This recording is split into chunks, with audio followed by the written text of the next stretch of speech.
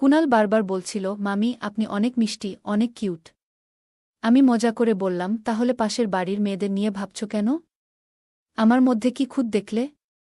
কুনাল একটু হেসে বলল, মামি আপনি এসব কি বলছেন? আপনার মাথা তো ঠিক আছে। তাই বুঝি, তাহলে আজ সকালে যখন আমি প্রীতমকে খাওয়াচ্ছিলাম তখন তুমি কি করছিলে? আর যখন আমি ফ্লোরে কিছু তুলছিলাম তখন? আমার এত কথা শুনে কুনালের মুখ হা হয়ে গেল। সে লজ্জা পেয়ে বলল, সরি মামি। আমি আর তাকে কিছু বলার সুযোগ দিলাম না। আমি তাকে আমার ঘরে নিয়ে গেলাম। আমার নাম পূজা। আমি ৩০ বছর বয়সী বিবাহিত মহিলা এবং আমার বিয়ে হয়েছে ৫ বছর হল। আমাদের একটি ১ বছরের ছেলে রয়েছে। আমি এখনও আগের মতোই আকর্ষণীয় দেখতে ছিলাম এবং সম্ভবত এই কারণেই আমার সম্পর্কে অনেকেই আগ্রহী হয়ে থাকে। বাইরে বের হলেই সবাই আমার দিকে তাকিয়ে থাকে। আমার ভাগনা কুনালের সাথেও এমনই কিছু ঘটে যায়। যদিও আমি তাকে বুঝিয়েছিলাম যে এটি সঠিক নয় এবং এটি জানাজানি হলে সমস্যা হতে পারে, তবুও সে থামেনি। ফলে পরিস্থিতির চাপে আমাকেই শেষমেশ তার কথা মানতে হয়। এরপর ১ মাস ধরে আমাদের মধ্যে যা ঘটে তা নিয়ে আরও কিছু কথা বলবো এই গল্পে। আমি এক বাচ্চার মা হলেও আমি আমার শরীরের অনেক যত্ন নিতাম। তাই এখন সবাই বলে আমি নাকি আগের থেকেও অনেক সুন্দর আর আকর্ষণীয় হয়েছি। আমি শহরে থাকার কারণে আমি সবসময় ছোট পোশাক আর জিন্স পরতে ভালোবাসতাম। তারপরেও আমার স্বামী আমাকে তেমন সময় দিতেন না। তাই আমি নিজেকে ভীষণ একাকী মনে করতাম। বন্ধুরা, আজকের গল্পটা অনেক বেশি স্পেশাল। আশা করছি তোমাদের ভালো লাগবে। গল্পগুলো ভালো লাগলে ভিডিওটি লাইক, শেয়ার এবং চ্যানেলটি সাবস্ক্রাইব করো প্লিজ। আমাদের শহরে একটি কাপড়ের দোকান রয়েছে, তাই আমি এবং আমার স্বামী রমেশ ২ বছর আগে গ্রাম ছেড়ে শহরে এসে বসবাস শুরু করেছি। এদিকে এইবার আমার ভাগনা কুনাল আমাদের বাড়িতে ছুটি কাটাতে এসেছে। সে ১০ম শ্রেণীতে পড়ে। স্কুল থেকে ১ মাসের ছুটি পেয়ে এবার সে আমাদের কাছে এসে মজা করে কিছু সময় কাটানোর সিদ্ধান্ত নেয়। কুনাল যখন আমাদের বাড়িতে আসার জন্য বাসস্টপে পৌঁছায় তখন আমি নিজেই তাকে আনতে যাই। কারণ আমার স্বামী রমেশ সব সময়ের মতো দোকানে ব্যস্ত ছিল। বাসস্টপে যাওয়ার সময় আমি জিন্স আর টি শার্ট পরেছিলাম, যা কুনালের নজর কেড়ে নেয়। তখন আমাকে দেখতে অনেক সুন্দর লাগছিল। আমি মাঝে মাঝে একটু অন্যরকম পোশাক পরে নিই, যেমন জিন্স আর টি শার্ট, আর আমার স্বামী রমেশ এতে কিছু বলেন না। আমি কি পরলাম না পরলাম আমার স্বামীর কোনো যায় আসত না। সেদিন কুনাল বাসস্টপে আমার জন্য অপেক্ষা করছিল। এখন আমি আপনাদের কুনাল সম্পর্কে কিছু বলি। সে আমার ভাগনা। সে গ্রামে থাকে। দূর থেকে আমি কুনালকে ডেকে উঠলাম, কিন্তু আমাকে জিন্স পোশাকে দেখে সে প্রথমে চিনতে পারেনি এবং এদিক সেদিক তাকাতে লাগল। আমি যখন তাকে হাত দিয়ে ইশারা করলাম তখন সে আমার কাছে এসে পৌঁছায় এবং প্রথমেই আমার পায়ে ছোঁয়। আমি তাকে আশীর্বাদ দিয়ে বললাম, আরও কত করবে কুনাল? আমি তো এতটাও বুড়ি নেই।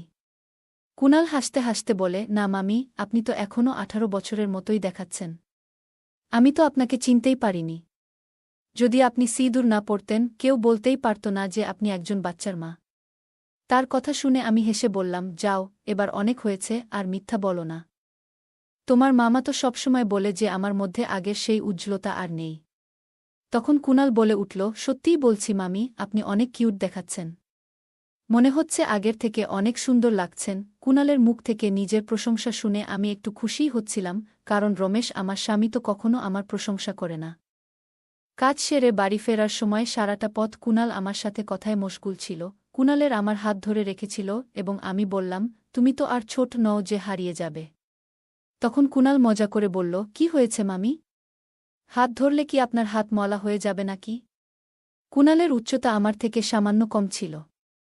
আর আমি সেদিন শাড়ি পরিনি, তাই একটু অস্বস্তি হচ্ছিল। বাড়িতে পৌঁছানোর পর কুনাল গোসল সেরে নিল। আমি তার জন্য চা এবং কিছু নাশতা তৈরি করে দিলাম। তারপর আমরা একসঙ্গে বসে চা খেলাম। এই সময় আমি কুনালের কাছে তার মা ও পরিবারের সবার খোঁজ খবর নিলাম এবং রমেশকেও ফোন করে জানিয়ে দিলাম যে কুনাল এসে গেছে। আমার ছেলে প্রীতম, যাকে আমরা আদর করে খুব প্রীতমখু বলে ডাকি, তখনও ঘুমাচ্ছিল। গল্প করতে করতে আমি মজা করে কুনালকে জিজ্ঞেস করলাম, এই যে, কোনো গার্লফ্রেন্ড বানিয়েছ নাকি এখনও সিঙ্গেল ঘুরছ? আমার মুখে এমন প্রশ্ন শুনে কুনাল একটু লজ্জা পেল। আমি হাসতে হাসতে বললাম, আর বলেও ফেলো। এত লজ্জা পাচ্ছ কেন? আমি তো আর তোমার মাকে কিছু বলবো না। তখন কুণাল একটু হেসে বলল, আসলে মামি, একটা মেয়ে আছে, কিন্তু আমি এখনও কিছু বলিনি। আমি আবার মজা করে বললাম, ওহ, তাহলে এখনও কিছু বলেনি। কুণাল মজা করে বলল, মামি, কথা তো দূরের কথা। কুণালের কথা শুনে আমি এত হাসছিলাম যে পেটে ব্যথা হয়ে গেল। গল্প করতে করতে কখন বিকেল ৫টা বেজে গেছে বুঝতেই পারিনি। এদিকে আমার ছেলে প্রীতম ঘুম থেকে উঠে গেছে, তাই কুণাল তার সাথে খেলতে শুরু করল, আর আমি বাড়ির কাজকর্মে ব্যস্ত হয়ে গেলাম। কিছুক্ষণ পর কুণাল প্রীতমকে নিয়ে আমার কাছে এলো, কারণ সে কাঁদছিল। কুণাল বলল, মামি, অনেকক্ষণ ধরে সে শান্ত হচ্ছে না, আপনি একটু সামলান। আমি বুঝলাম হয়তো ও ক্ষুধার্ত, কারণ দুপুরেও তাকে খাওয়ানো হয়নি, তাই আমি রান্নাঘরে গিয়ে প্রীতমকে খাওয়াতে শুরু করলাম। এ সময় দেখলাম কুণাল আমার দিকে তাকিয়ে আছে, আর আমি চোখ ফেরাতেই সে সরে গেল। আমি বুঝতে পারছিলাম তার মনের মধ্যে কিছু চলছে।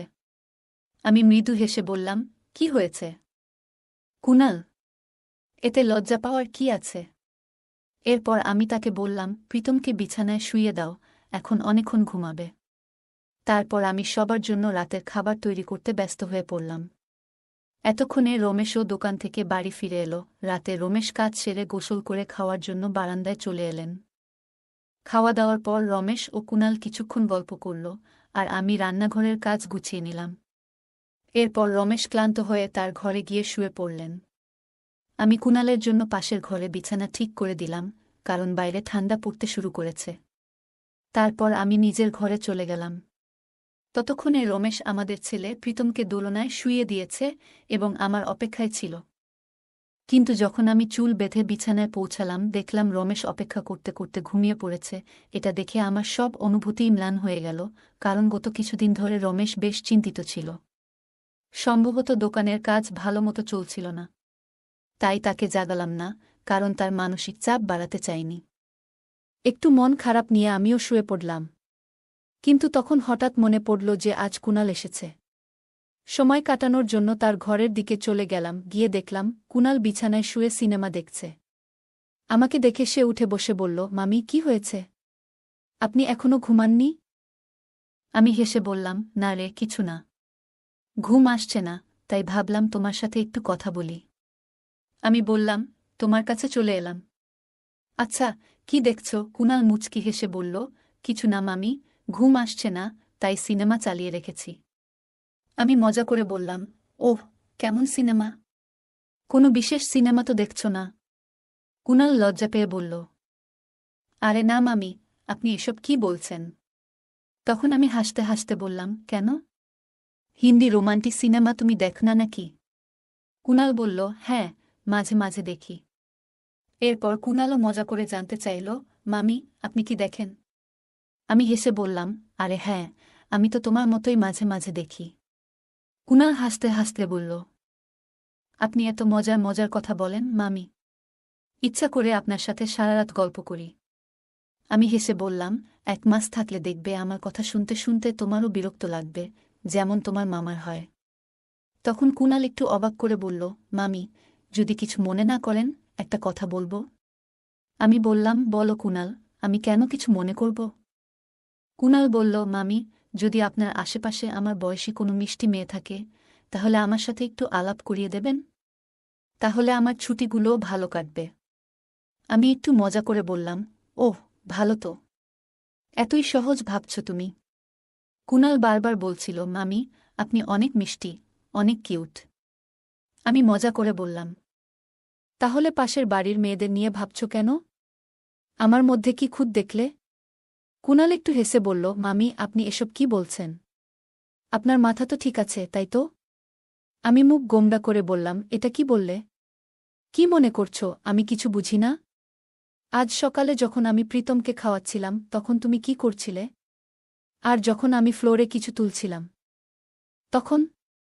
আমার এত কথা শুনে কুণালের মুখ হা হয়ে গেল। সে লজ্জা পেয়ে বলল, সরি মামি, আমি তো মজাক করছিলাম। আমি হেসে বললাম, আরে সরি বলার কিছু নেই। তোমরা ছেলেরা ঠিক এই রকমই। আগে গম্ভীর হয়ে কথা বলো, তারপর সরি বলে আমাদেরই অপ্রস্তুত করে দাও।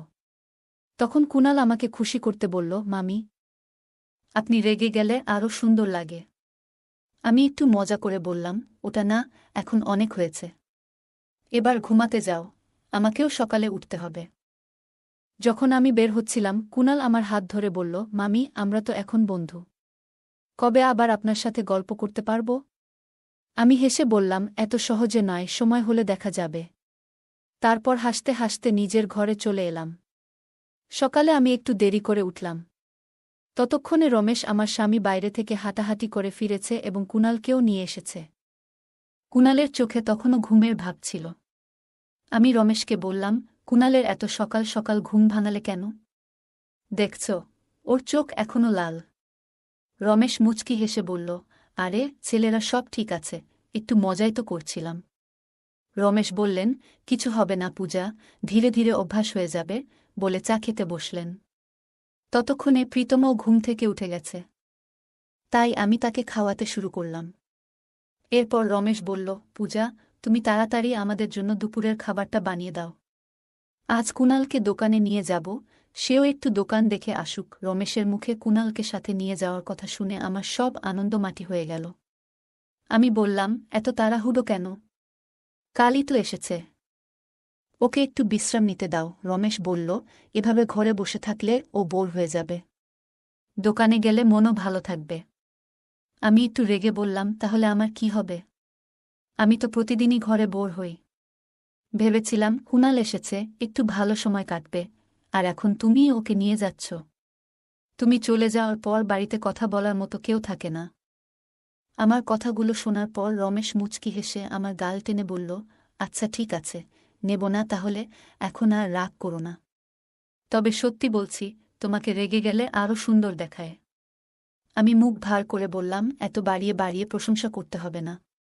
যদি সত্যিই নিয়ে যেতে মনস্থির করেছ, তাহলে নিয়ে যাও। আর বলবে না যে আমি কিছু শুনি না। তারপর আমি দুজনের জন্য খাবার প্যাক করে দিলাম, আর তারা দোকানের দিকে রওনা হলো। সন্ধ্যায় রমেশ ফিরে এসে সোজা স্নান করতে গেলেন, আর কুনাল এসে ঢুকল রান্নাঘরে, যেখানে আমি রুটি বানাচ্ছিলাম। এসেই সে আমার কাঁধে মাথা রেখে বলল, মামি আজ তো আপনাকে ছাড়াই সারা দিন মন বসেনি। আমি হাসি চেপে বললাম, হ্যাঁ জানি, তবে আগে বলো তো আমার জন্য কিছু আনছো কি? কুনাল হেসে বলল, হ্যাঁ মামি, নিয়ে এসেছি। আমি তাকে বললাম, তাহলে তাড়াতাড়ি স্নান সেরে নাও, এরপর আমরা সবাই মিলে খেয়ে নেব। তখন পর্যন্ত রমেশ খাওয়া শেষ করে প্রীতমের সাথে খেলায় ব্যস্ত ছিল। আমি কুনালের জন্য খাবার দিয়ে নিজে বাটিগুলো পরিষ্কার করতে শুরু করলাম। খাওয়া শেষে কুনালও তার প্লেট নিয়ে রান্নাঘরে এসে বলল, মামি আপনি তো অনেক কাজ করেন, নিশ্চয়ই ক্লান্ত হয়ে যান। চলুন আমি কিছুটা সাহায্য করি। আমি হেসে বললাম, ও এখন মামিকে ইমপ্রেস করছো নাকি? কুনাল একটু হেসে বলল, না মামি, তা নয়, তবে আজকাল আপনাকে একটু বেশি ভালো লাগছে। আমি মজার ছলে বললাম, কি ব্যাপার কুনাল, এত ভালো লাগছে কেন? কুনাল লজ্জা পেয়ে হেসে বলল, মামি আপনার সব কথারই উল্টো মানে বের করেন। এরপর আমি নিজের ঘরে গেলাম। রমেশ যেন আমারই অপেক্ষায় ছিলেন, আর প্রীতমকে তিনি প্রতিদিনের মতোই ঘুম পাড়িয়ে দিয়েছিলেন। ঘরে ঢুকতেই আমি রমেশকে জিজ্ঞেস করলাম, এখনো ঘুমাওনি? কি হয়েছে? রমেশ এসে বললেন, আসলে ঘুম আসছে না, তাই একটু জেগেছিলাম। আমি একটু মজা করেই বললাম, আচ্ছা। আর যখন আমায় ঘুম আসতো না তখন তো কিছু বলনি। রমেশ একটু থেমে বললেন, পূজা তুমি তো জানো গত কয়েকদিন ধরে দোকানের কাজটা ঠিকমতো চলছে না, তাই একটু চিন্তায় ছিলাম। আমি মুচকি হেসে বললাম, ওহ আচ্ছা, এত ভাবনার কিছু নেই, ঠিক হয়ে যাবে। তুমি একটু অপেক্ষা করো, আমি হাত মুখ ধুয়ে আসছি। অনেক দিন পর রমেশ জানালেন যে তিনি কিছুটা বেশি সময় আমার সাথে কাটাতে চান, আর এটাই শুনে আমার মন আনন্দে ভরে উঠল। এরপর বেশ কিছুক্ষণ ধরে আমরা একসাথে সময় কাটালাম, নানা গল্প আর হাসিঠাট্টায় মেতে উঠলাম, যতক্ষণ না আমার হাসি থামানো মুশকিল হয়ে গেল। তার এতটা সময় নিয়ে আমার পাশে থাকার আগ্রহ দেখে মনটা সত্যিই প্রশান্তিতে ভরে উঠল। এরপর গল্প করতে করতে কখন যে ঘুমিয়ে পড়েছি বুঝতেই পারিনি। সকালে যখন কুনালের জন্য চা নিয়ে গেলাম, দেখলাম সে চা খেতে চাচ্ছিল না। বুঝতে পারলাম রাতে আমি তার সাথে কথা বলতে পারিনি বলে তার মন খারাপ। আমি স্নেহভরে জিজ্ঞাসা করলাম, কি হয়েছে কুনাল, তুমি কি আমার উপর অভিমান করেছ? কুনাল মৃদু কণ্ঠে বলল, রাতে তুমি আমার কাছে আসনি কেন? কুনাল বলল, মামি জানো আমি একটানা রাত 1টা পর্যন্ত তোমার অপেক্ষা করছিলাম। তার কথায় আমি চুপ হয়ে রইলাম, কিন্তু তার প্রতীক্ষা দেখে বুঝতে পারলাম আমরা যা করতে যাচ্ছিলাম তা ঠিক নয়। অনেকদিন পর যেন আমার ভাবনায় কিছুটা স্পষ্টতা এলো, তাই আমি কুণালকে শান্তভাবে বোঝানোর চেষ্টা করলাম এবং তার কাছে ক্ষমাও চাইলাম। তখন কুণাল বলল, মামি, এভাবে কথা বলছো কেন? আমি জানি তোমার হয়তো আজ একটু বিশ্রামের দরকার, তবে কাল কিংবা পরশু কিছু সময় বের করো, তোমার সাথে গল্প করতে আমার খুব ভালো লাগে। কুণালের এমন আবেগ দেখে আমি একটু চিন্তিত হয়ে পড়লাম, বুঝলাম যে ও সহজে বুঝতে চাইছে না। ঠিক সেই সময় রমেশ ডাক দিয়ে বলল, পূজা, শিগগিরই খাবারটা গুছিয়ে দাও, আজ আমাকে তাড়াতাড়ি বের হতে হবে। আমি রান্নাঘরে গেলাম, রমেশের জন্য খাবার প্যাক করলাম। রমেশ বের হওয়ার সময় আমি বললাম, আজও কুণালকে তোমার সাথে নিয়ে যাও, যাতে ও একটু বাইরে ঘুরে আসে। জানতাম বাড়িতে থাকলে ও আমাকে একা থাকতে দেবে না। তবে রমেশ একটু অবাক হয়ে বললেন, কালও তো তুমি বললে ওকে বাড়িতে থাকতে দাও, আর আজ সাথে নিয়ে যাওয়ার কথা বলছ। ও তো দোকানে মনও বসাতে পারছে না।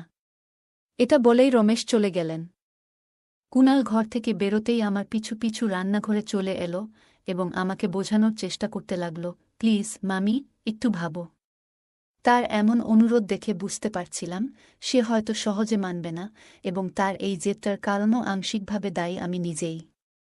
অবশেষে ভাবলাম, আচ্ছা কুণাল, ঠিক আছে, চলো ঘরে যাই। কিন্তু তখনই কেন যেন আমার চোখে জল চলে এলো। কুণাল সেটা দেখে অবাক হয়ে জিজ্ঞেস করল, মামি, তুমি কি সত্যিই খুশি নও? তার প্রশ্ন শুনে অজান্তেই আমার চোখ ভিজে উঠল, আর আমি তার পায়ের কাছে বসে বললাম, প্লিজ কুণাল, আমাকে ক্ষমা করে দাও। আমারই ভুল ছিল, তোমার সাথে এমন মজা করা উচিত ছিল না। যেদিন তুমি এখানে এলে তখন থেকেই কেমন একটা অস্থিরতা অনুভব করছিলাম।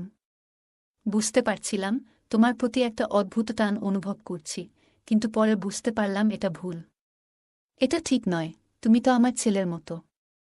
আমাদের সম্পর্কটা এমন হওয়া উচিত নয়। প্লিজ, আমাকে ক্ষমা করো।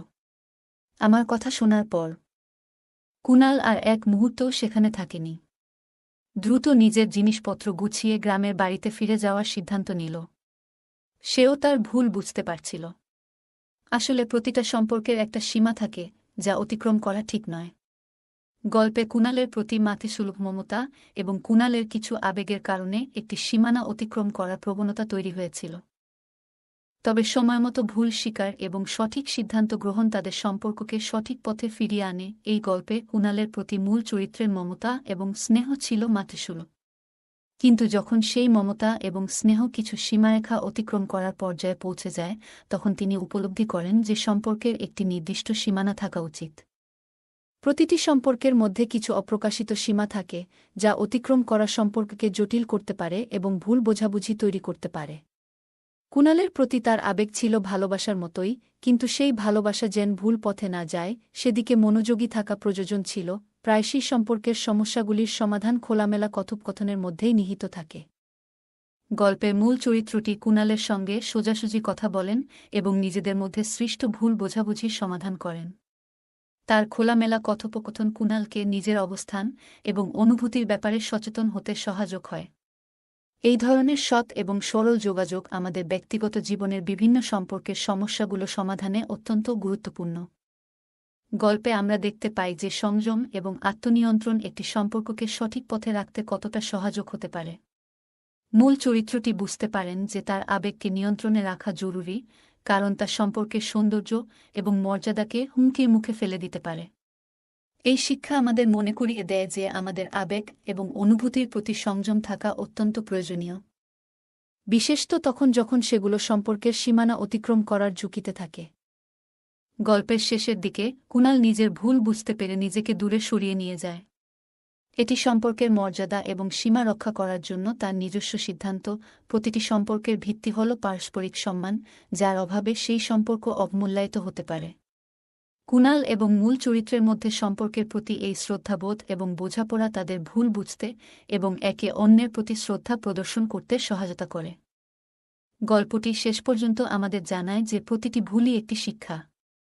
এই অভিজ্ঞতা তাদের উভয়ের জন্যই শিক্ষণীয়, যা ভবিষ্যতে তারা সম্পর্কের ব্যাপারে আরও সচেতন এবং সংযত হয়ে উঠতে পারবেন।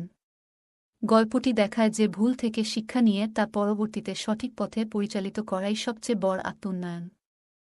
অতএব এই গল্পটি আমাদের বোঝায় যে সঠিক সম্পর্ক বজায় রাখতে পারস্পরিক বোঝাপড়া, শ্রদ্ধা এবং সীমানার প্রতি সম্মান থাকা অত্যন্ত প্রয়োজন। আবেগ থাকা সত্ত্বেও সংযম বজায় রাখা, আত্মনিয়ন্ত্রণ করা এবং সম্পর্কের মর্যাদা রক্ষা করা হল এই গল্পের প্রধান শিক্ষণীয় বিষয়। বন্ধুরা, যদি এই গল্পটি ভালো লেগে থাকে তাহলে দয়া করে ভিডিওটি লাইক করুন এবং আমাদের চ্যানেলটি সাবস্ক্রাইব করুন। পাশে থাকা বেল আইকনটি প্রেস করুন যাতে করে আমরা যখনই নতুন ভিডিও আপলোড করি তার নোটিফিকেশন সবার আগে আপনার কাছে পৌঁছে যায়। ধন্যবাদ, দেখা হবে আমাদের পরবর্তী ভিডিওতে।